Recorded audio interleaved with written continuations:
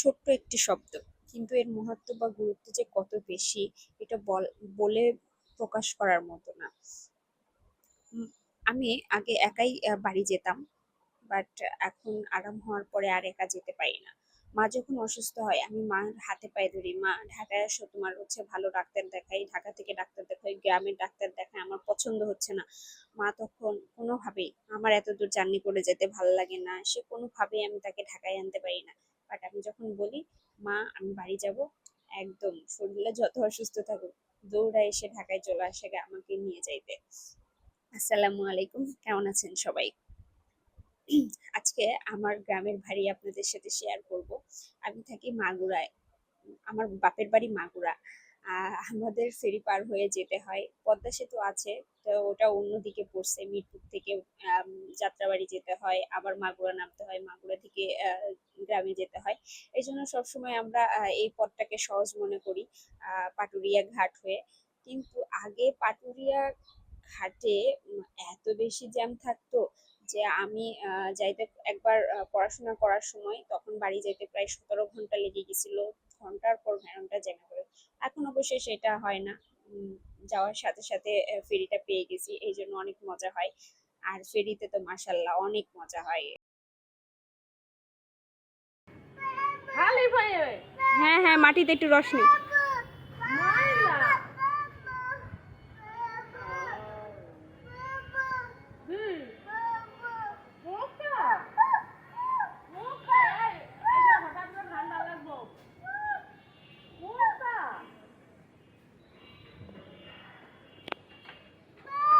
আরে মাটির রস দরকার আছে, হঠাৎ করে কি এখন পুরো রোদ আছে না, এখন কিচ্ছু হবে না। ঢাকায় কি আর মাটির রস পায়?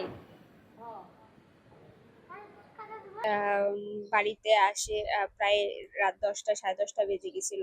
এসেই তো হচ্ছে হাত মুখ ধুয়ে আরহামকে খাওয়াই দিয়ে ঘুমাই গেছে। আরহাম প্রায় ওর বয়স যখন 1.5 বছর, এই সময় আসছিলাম।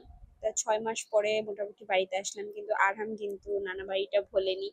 বেশ সুন্দর নানা বাড়িতে ঢুকে, সে গলি দিয়ে ঢুকে গেছে, সিঁড়ি বেয়ে উপরে চলে আসছে, একা একাই সিঁড়ি বেয়ে চলে আসতেছে। তাই দেখে একটু ভালো লাগলো যে ওদের বাচ্চাদের স্মৃতিশক্তি এত বেশি, যেটা বলার বাইরে। সকাল সকাল উঠে নানির সাথে চলে আসছে আহ, পুঁইশাক কাটতে।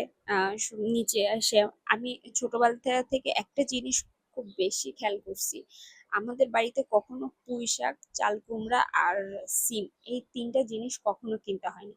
কেন জানি না, আমার আম্মু অলওয়েজ পুঁইশাক গাছ লাগায়, আর সিম গাছ লাগায়, আর চাল কুমড়া গাছ লাগায়।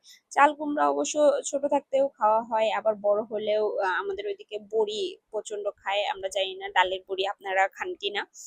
তবে আমাদের ওইদিকে প্রচন্ড সমস্ত শীতকাল আসলে সমস্ত তরকারিতে প্রায় ডালের বড়ি দেওয়া হয়, এই জন্য চাল কুমড়া দিয়ে মা শীতের সময় ডালের বড়ি বানায়। তাই অলওয়েজ চাল কুমড়া গাছ লাগায়, পাড়া প্রতিবেশীকে দেয় ডালের বড়ি বানানোর জন্য। তাই কোনোদিন দেখিনি এই তিনটা জিনিস বাজার থেকে কিনে আনা। আর আমার আম্মুর হাতের পুঁইশাকের চচ্চড়ি আমার যে এত বেশি পছন্দ, এটা বলার বাইরে। আমি ঢাকা শহরে পুঁইশাক কিনে পুঁইশাক খেতে পারি না, আমার ভালো লাগে না। এই জন্য বাড়ি আসলে আমি অলওয়েজ বলি আম্মু তুমি কিন্তু পুঁইশাকের চচ্চড়ি করবে। তো এবার বলার আগেই আম্মু সকাল সকাল উঠে কি সুন্দর মতো ইলিশ মাছের মাথা দিয়ে পুঁইশাক চচ্চড়ি করতেছে। আমিও কিছুটা ভিডিও করে নিলাম যে সবার সাথে শেয়ার করব। আম্মু বলতেছে কি করতেছিস, তোর এসব ভিডিও করা লাগবে না, মানুষ কি বলবে, কি কিপটা মহিলা একটা মাছের মাথা দিয়ে চচ্চড়ি করে ফেলতেছে। তো আম্মু যেহেতু অল্প একটু চচ্চড়ি করতেছে, স্বাভাবিক মাছের মাথায় একটাই দিবে। আর আম্মু যেভাবে রান্না করুক, একটা মাছের মাথা দিক আর মাছের মাথা ছাড়াই দিক, আমার কাছে তো খুব মজা লাগে। আমি তো কি বলবো যে এক নিমিষেই মানে অর্ধেকের বেশি তরকারি খেয়ে ফেলি। বাড়ি গেলে আমি একটু তরকারি বেশি খাই, কারণ প্রত্যেকটা ছেলে মেয়ের হয়তো বা তার মার হাতের রান্না বেশি মজা লাগে। আর 6 মাস 7 মাস 1 বছর পরে যখন তরকারি পাই তখন তো কথাই নেই। আরেকটা ফেভারিট তরকারি আছে, সেটাও আম্মু আজকে রান্না করে ফেলতেছে, তাই আমি ভিডিও করতে ভুলি নাই। সেটা হচ্ছে নারকেল দিয়ে মুরগি। জানি না সবাই খাইছে কিনা, কিন্তু দেশি মুরগি নারকেল দিয়ে ঝোল আমার জাস্ট জোস লাগে। খুবই মজা করে খাই আমি, এই জন্য আম্মু আসলে দেশি মুরগির সঙ্গে নারকেল দিয়ে রান্না করার চেষ্টা করে। তো আম্মু যখন রান্না করতেছিল তখন আমরা গল্প করতেছিলাম। আর বাড়িতে গেলে একটা জিনিস খুব বেশি এনজয় করি, সেটা হলো আমার দুটো চাচাতো ভাই বোন আছে, ছোট। আহ জোনায়েদ আর মাইশা।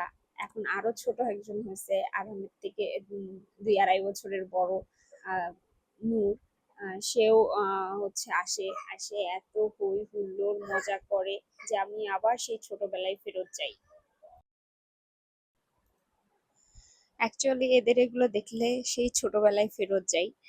আহ খুব ভালো লাগে। ছোট আরেকটা বোনও আছে। সে আসে আরহামের সাথে খুব ভাব জমানোর চেষ্টা করে, তার নাম হিমু। সে চেষ্টা করতে করতে ভাবও জমে যায় এবং আইসে আইসে আরহামকে 2-1 ঘন্টার জন্য নিয়ে চলে যায়। এক কথায় আরহামের ভেজালটাও থাকে না, কারণ ওর নানি রান্না বান্না শেষ করে ফ্রেশ হয়ে আরহাম যখন দুপুরের ঘুমটা দিয়ে ওঠে ওর নানি নিয়ে ঘুরতে চলে যায়, হাঁটতে চলে যায়।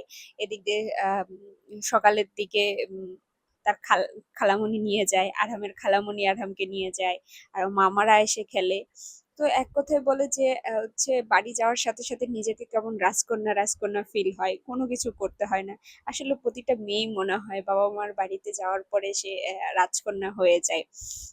তো কেমন লাগলো বলো ব্লগটা, সবাই জানাবেন। আর আল্লাহ হাফেজ।